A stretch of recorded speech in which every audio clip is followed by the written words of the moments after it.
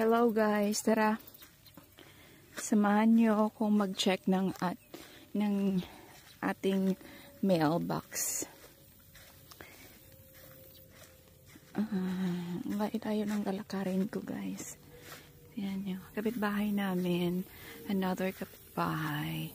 And this one is our closest kapitbahay. Ayan pala guys na house.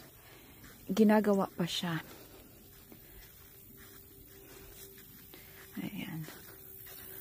And then, yan kapitbahay namin dati na yan. And then dyan sa front na yan, may bahay din dyan.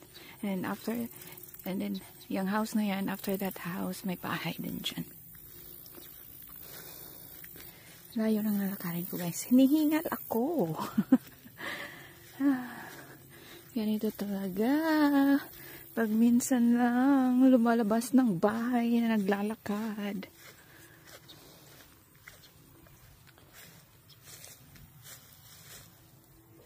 Wala na guys, nangamatay na nga ako yung mga bulak diri nga side. Pila ko kabulan niya ginbunyag-bunyaga na nga ako niya crepe myrtle. Tapos karon nang nag-harvest diri sang mga hilamon. Ay na lang. Giapil niya ka-harvest.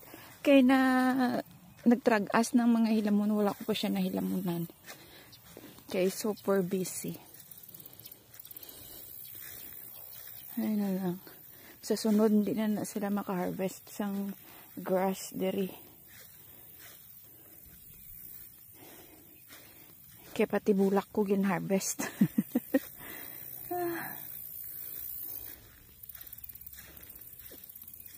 Pero unta naka-survive. Kaya ang mga ugat sa mga bulak ara pa man. Unta magtubo sila liwat. Yan. Kapitbahay namin. Kapitbahay. Ayan. Bago ang ginagawa. And then the next may bahay. And dun sa likod may bahay din.